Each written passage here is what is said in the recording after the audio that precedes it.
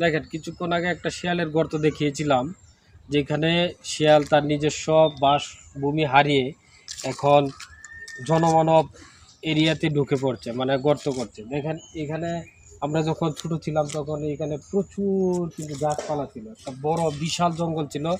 আমরা যখন এদিক দিয়ে চলাফেরা করতাম খুব ভয় পেতাম।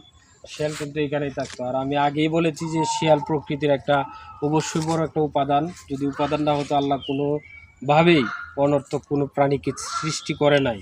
আমরা এই গাছপালা যখন কাটতে শুরু করলাম, নিধন করতে শুরু করলাম, তখন শিয়াল তার নিজস্ব বাসভবন হারিয়ে মানুষের এরিয়াতে ঢুকে পড়ছে, মানুষের এরিয়াতে গর্ত করে থাকার চেষ্টা করছে।